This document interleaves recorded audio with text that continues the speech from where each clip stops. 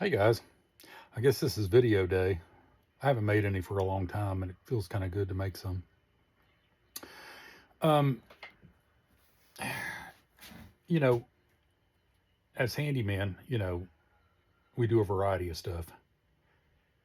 And I do a lot of painting or, you know, that's one thing I like to do. And I found that whether you're painting or not, sometimes working in people's houses, they have you find that treasure trove of old rusty old paint cans. They're about to leak and after you explain to them that you can't use them, you can't use that paint. Um, they're like, well, gosh, what do we do? I'm like, well, around here you can't throw the paint away. You have to dry it up or let it harden or dry. If it's relatively new, we can take it to Restore and they can remix it and sell it. But a lot of times it's old and smells bad. So I'm always like, I'll tell you what, I can take care of it for you. I'll take care of it. And I think the most I did was like 7 or 8 gallons, different paints. But one thing and one process I was going to show or talk about, and it's kind of hard on even with my tripod. I don't know.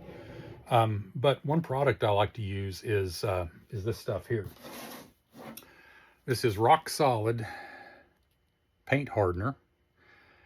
I buy it. This is a 4 gallon pail, and it's like 50 some dollars. And you can dry up a lot of paint with it. I use more. I use probably more than they recommend, but that's just me. It's just a powder, and it basically just sucks the moisture out of them. Especially, it works for latex paints. I don't. It probably doesn't work too well for oil-based paints. It sucks the moisture out of the paint and dries it up. One thing I found when you're using this, put a mask on because you do not want to inhale this stuff because it basically sucks the moisture out of whatever it comes in contact with. So I always mask up when I'm, doing this. But one thing I do is I take like this mixing tub and I'll put a bag in it, like a trash bag. I use the city supplied bags that I got years ago on a rental. They work pretty good. And I basically just pour the paint in on that bag. I just put the bag in there. I don't worry about trying to, you know, cover the pan or anything.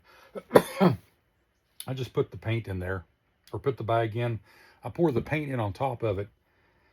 And I slowly began to pour this, cupfuls of this stuff in and scatter it on and stir it around. And it takes probably, it probably takes 4 or 5 cupfuls. And I get it to where it's starting to dry. Then I usually leave it overnight and let it get good and dry. It's not dry on the bottom, but it's dry enough that I can take that bag and pull the bottom around and bag it up and throw it in the trash. So I've done that a lot for customers. And I usually add on, the cost of this or a little bit of labor for doing that. But they seem to appreciate it. And I've done that a lot, and not just for customers, for me too, where I do a lot of painting. I'm often left with paint that's left over, and after a few years, it just I don't it you don't need it. It's not hanging around, and it needs to go. So rocks, I buy it off Amazon. You can get five. I think 5 gallons is like $70. 4 gallons is like 50 some dollars. So, but wear a mask because you can see I'm coughing and stuff. It is potent stuff. It's not toxic, but it gets in your throat. It's like, and then next thing you know, you start coughing and you don't want to inhale this stuff. So be careful. Have a great day.